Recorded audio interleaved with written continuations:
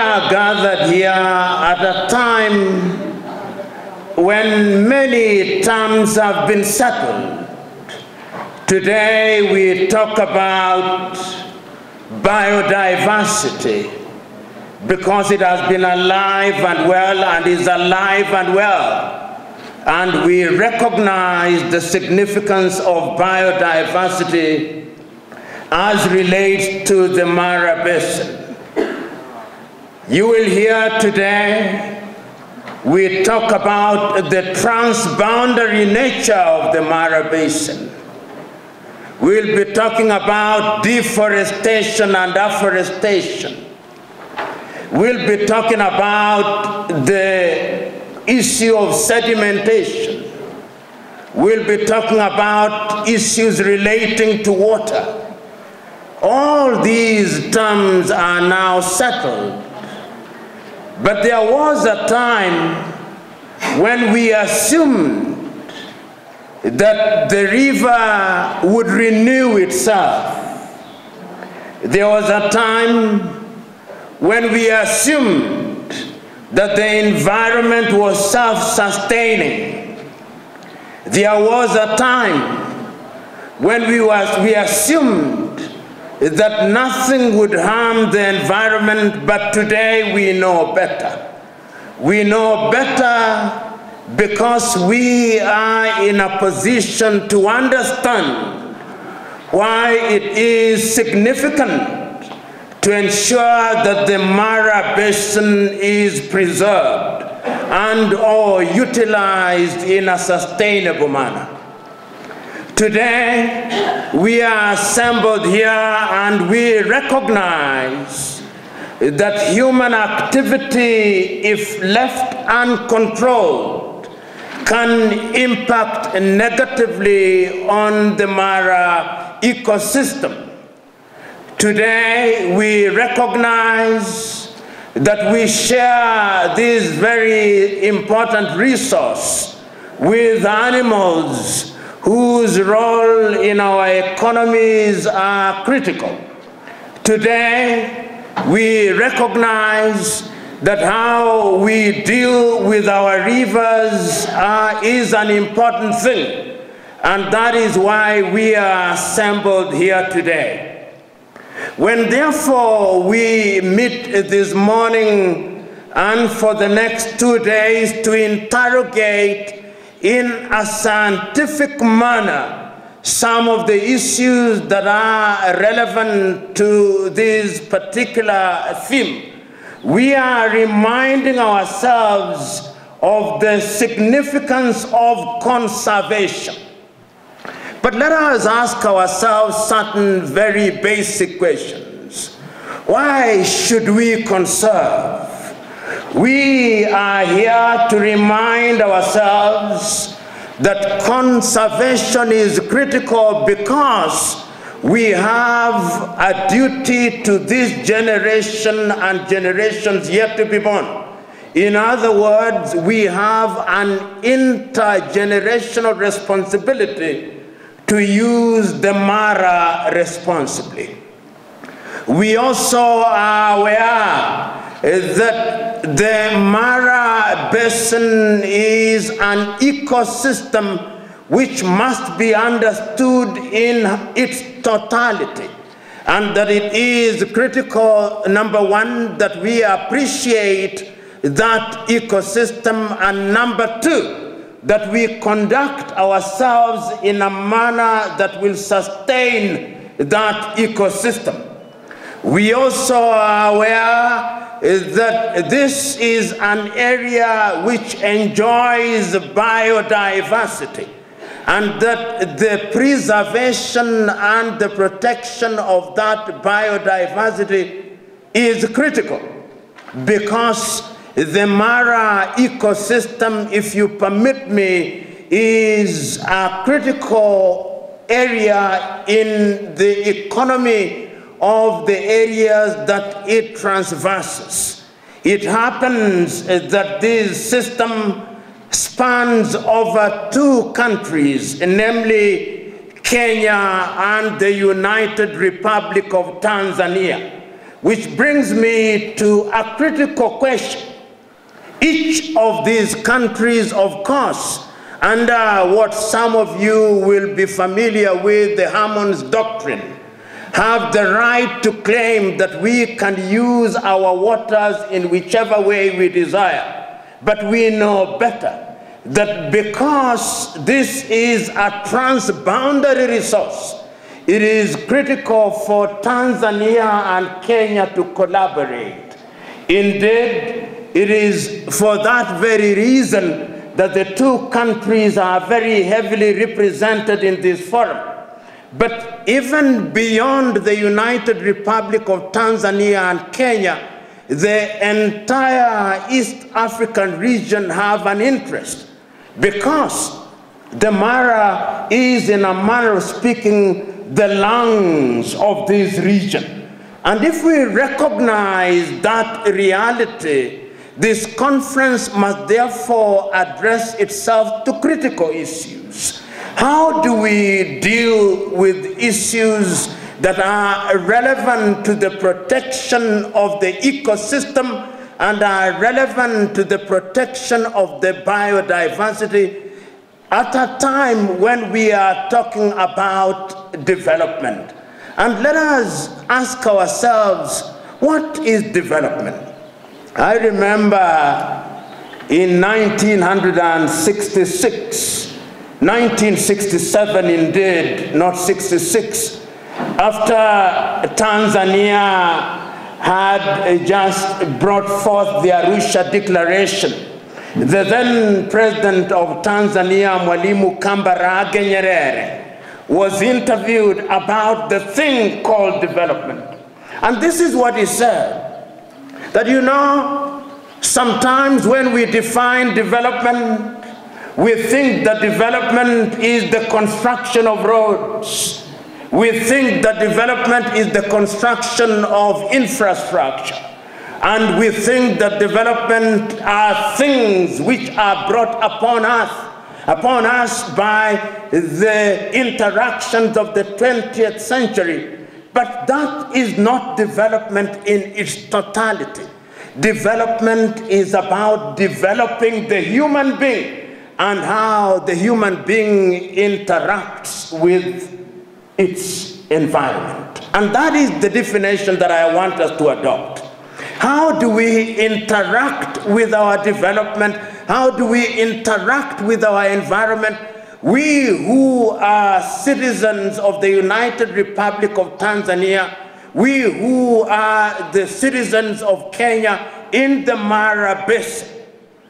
When I'm a farmer and I am using my land, do I ever ask the question, what kind of pesticides am I using?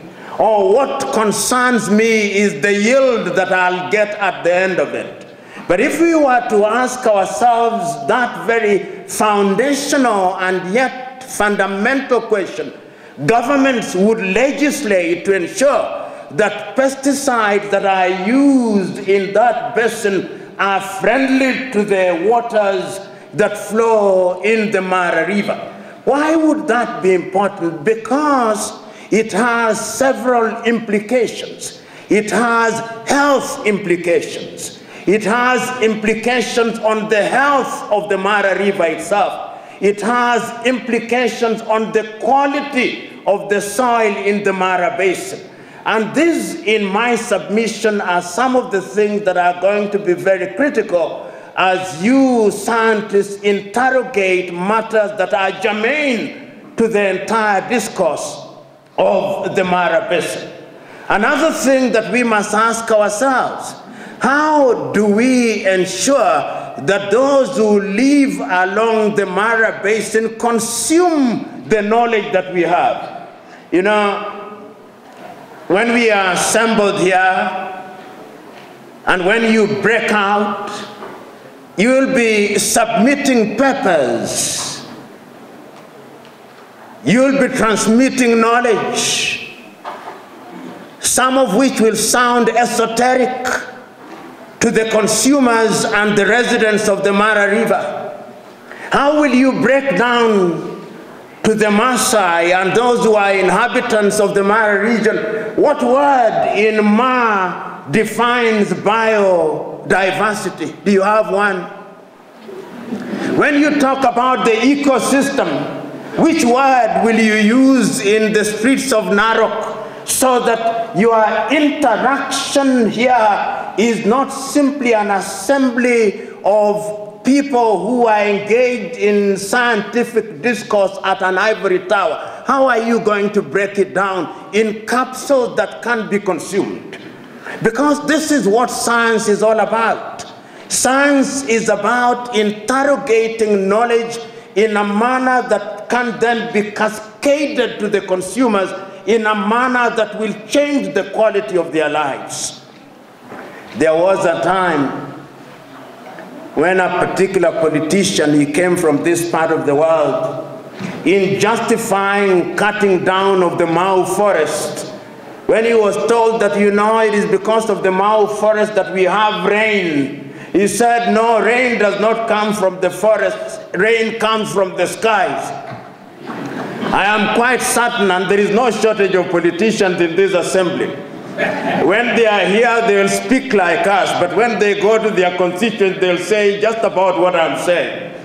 We are here to remind them, the politicians, that they have a duty to break down the scientific information that we have here and to tell them that for the Mara Basin to survive, we must also conserve the forests. And when we are conserving those forests, we are conserving them because we know of the interconnectedness of nature, and that it is therefore our responsibility to ensure that forests are properly conserved, and where there has been deforestation, there'll be deliberate effort to reforest those areas.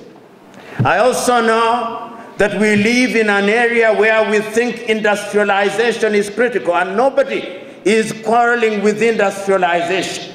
But how are we industrializing? Where do we ensure that the effluent from our industries go to? Do they go into the river? And when they go into the river, how do they affect us? How do they affect that ecosystem? How do they harm the entire biodiversity in the Mara Basin? These are critical issues that I am asking you who are here, who are scientists, to interrogate, because the time is now to give practical meaning to the knowledge that we will be sharing in this forum. Particularly those of us who are in the East African region, and I know that the East African community through the Lake Victoria Basin Commission is engaged with this issue on a daily basis. We must remember that the Mara Basin must not be seen in isolation. It must be seen in the context of the Nile Basin. It must be seen in the context of Lake Victoria. It must be seen in the context of that entire ecosystem, because what happens here is likely to affect others. The Tanzanians cannot afford the luxury of ignoring what is happening in Kenya, and the Kenyans cannot afford the luxury of ignoring how Tanzania is dealing with their part of the river. And in order to ensure that that is done, the collaboration not only between Tanzania and Kenya is critical, but in the East African region. My good friend David Sankok is at the East African Legislative Assembly. The message that we are sending to you is that when you go to the assembly and you are interrogating and you are telling us what you are saying here, that we are home to 350 million people, how are those 350 million, or a segment of them within the Mara Basin, taken care of because of the health of the ecosystem? How are they taken care of because of the biodiversity of the Mara system? When you are talking about the presence of over 38 lakes, How we deal with the Mara system will inform and define our character when we are interacting with those other ecosystems, how we are dealing with each other, and how we enact our pieces of legislation. And it's not lost on me that one of the papers that will be presented is about the legislative regime, and that legislative regime defines the laws that we are going to enact. Africa is famous, or is it infamous, for enacting laws that we honor and breach. There is no shortage of good laws in Africa. We have them. But what we do about those laws is to disobey them. But nature is very unforgiving. Nature is unforgiving. And I remember at one time the late Professor Wangari Muta Maathai said that we must always remember that when we interact with nature, nature requires of us that we must behave towards her responsibly. Because what we do today in a careless manner and in a selfish manner, when we relate to nature, will harm not only this generation, but generations yet to be born.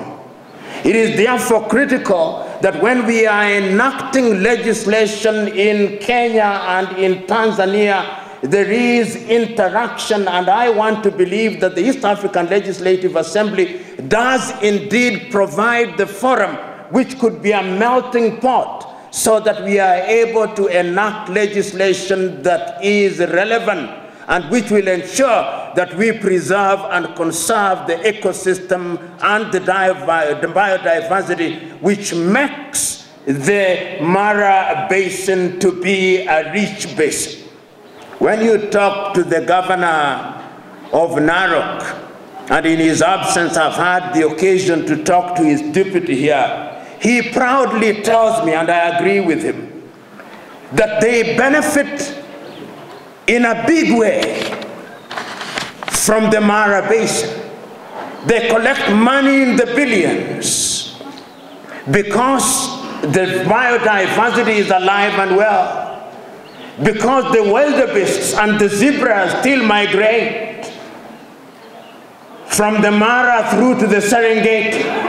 And I want to believe that if I were to have a conversation with the regional commissioner, he would also tell me that the Serengeti is now receiving more visitors because of the Mara Basin.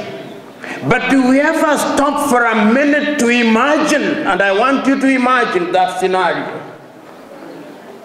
to imagine when in our selfishness we have cleared all the forests, and if we are left unchecked, we will. When in our selfishness, we'll have erected all these industries along the river and all the effluent will have gone into the river, do we ever imagine? Do we ever imagine that when we have used the land for agriculture and used all the pesticides and all our soils are exhausted and through leaching, all that is found in the river, do you ever imagine that the wildebeest that we talk about as a wonder of the world would actually disappear? Do you ever imagine? If you allow yourself a moment to have that imagination, it would underscore and underline at once why this gathering is critical. This gathering is not just an annual jamboree at which we come and deliver papers and for academics lengthen our curriculum vitae. No, it is not. This is a conference at which we are sharing knowledge in the understanding that that knowledge is going to be critical and is going to be transmitted to those who are citizens around the Mara Basin, to send them the information that how you deal with your forest is important, even if you have a land title that says that that is your land. You have a duty to your neighbor, and your neighbor in this regard is anybody who uses the Mara waters directly or indirectly, and it includes the wildebeest and the zebras.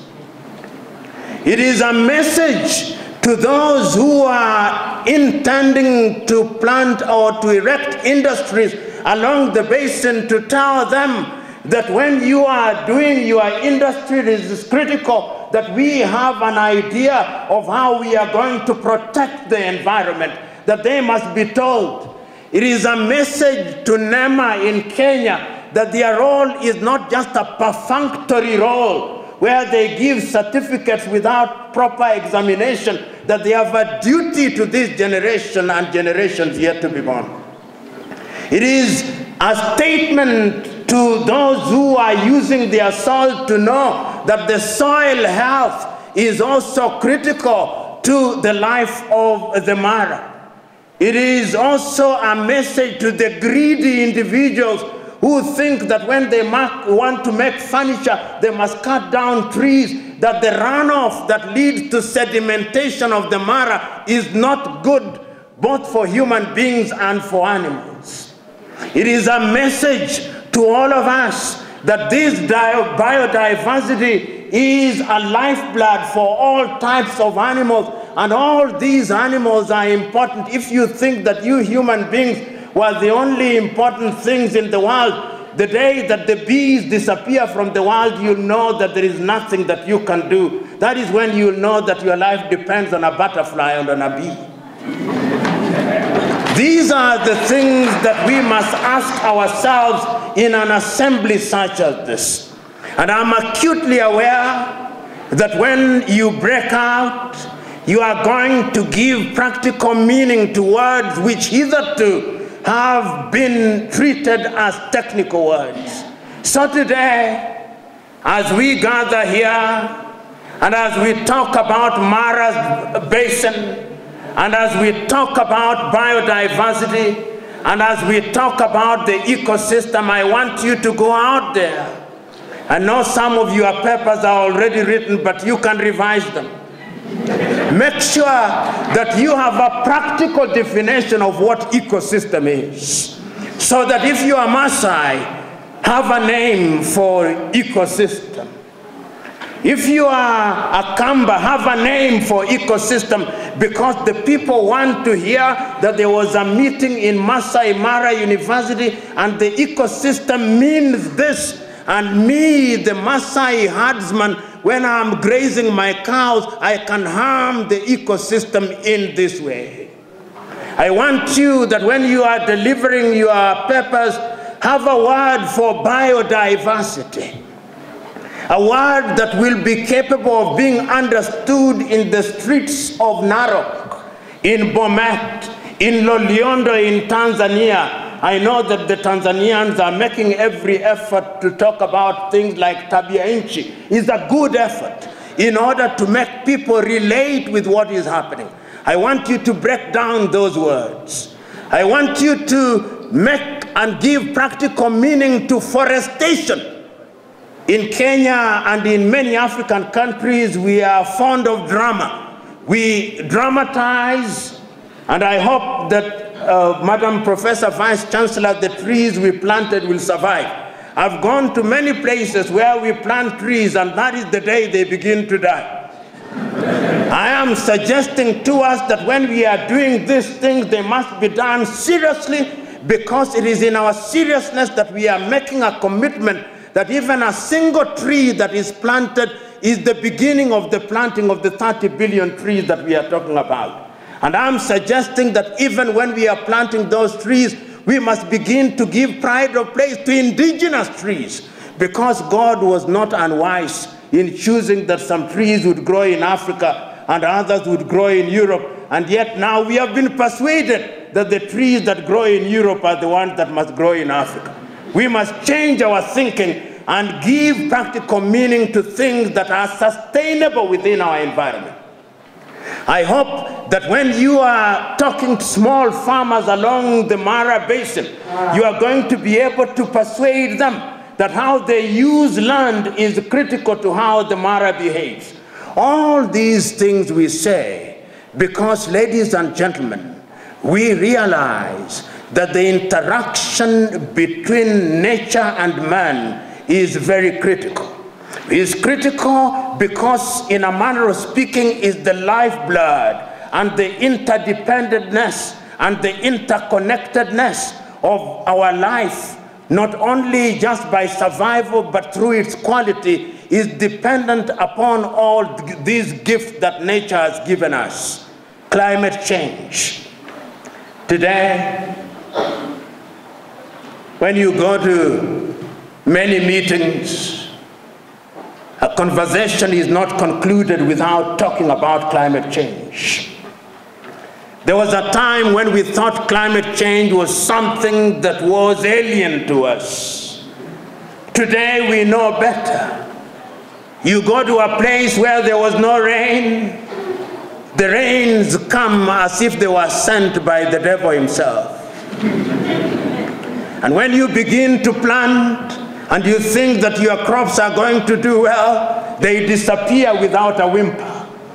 And we now know why. Because there has been climate change. The system that we had, the calendar that we had that told us that we plant in February and harvest in June, it is no longer the same. Can we relate that to what is happening in the Mara and other parts of the world?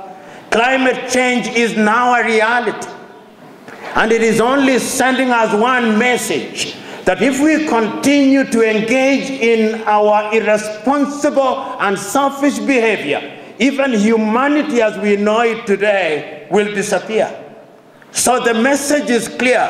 If we want to ensure that we survive and the next generation survive, we must be alive to the reality that our very conduct does bring about things that will affect climate in which we live. Water, and that is what I want to conclude with. We say water is life.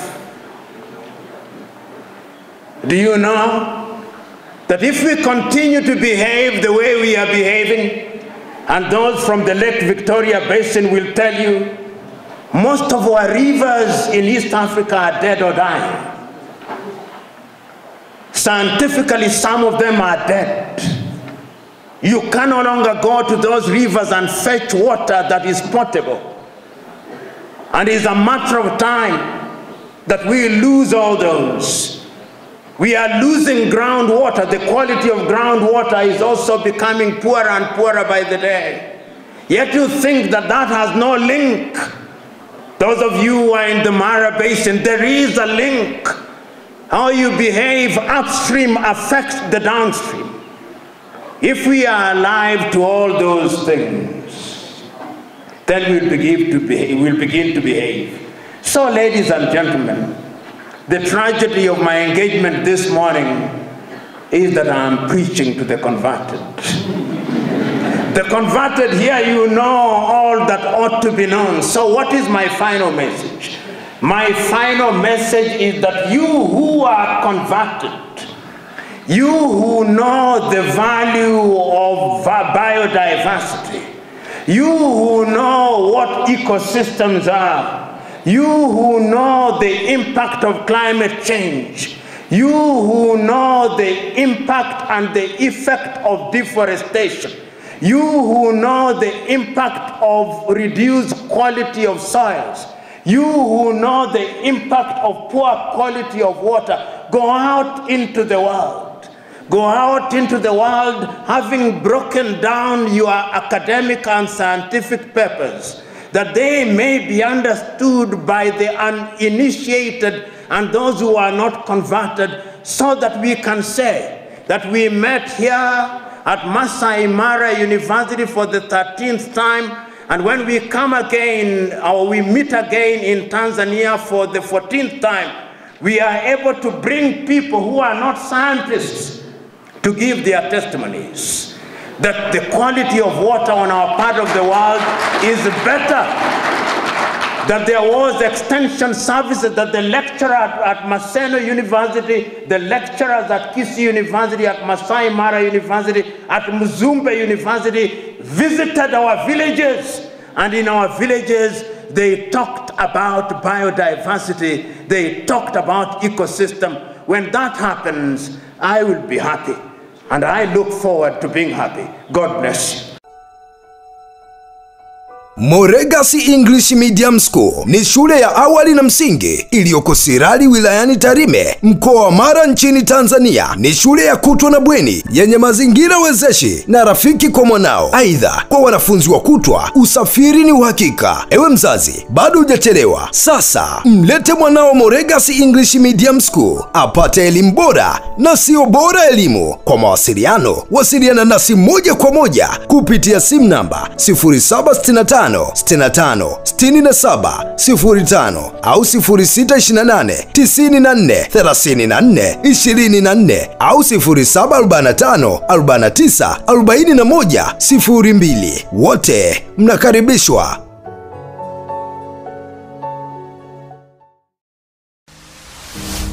Kituo cha ufundi cha World Changer Vision chenye usajili namba IAE/ASEP/0876 kinawatangazia bado kinaendelea kutoa nafasi kwa watu wote ambao wako tayari kujifunza masomo ya ufundi kwa kozi mbalimbali zitolewazo hapa, kama ufundi cherehani, saluni and beauty, yani mambo ya urembo yenye fursa nyingi kwa sasa, lakini pia basic computer repair and maintenance, computer graphics pamoja na secretarial course. Fomu za kujiunga bado zinapatikana. Unaweza kutembelea ofisi za World Changer Misitu, lakini pia World Changer First Aid Clinic. Fomu za kujiunga zinapatikana kwa shilingi 10,000 tu za Kitanzania. Kituo cha ufundi cha World Changer Vision kinapatikana Mugumu, Serengeti, kata ya Morotonga. Kwa mawasiliano zaidi, unaweza kupiga namba hizi 0782 85 41 02 au 0782 59 94 65 au 0674 03 71 86.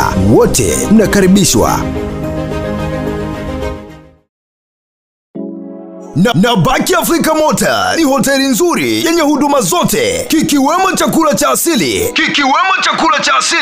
Inapatikana wilaya ya Butiama, mkoa wa Mara, nchini Tanzania, kabla ya kufika stendi kuu ya mabasi ya Bweri. Kwa mawasiliano tupigie kwa namba za simu 0684 32 80 26. Wote mnakaribishwa na Baki Africa Motor.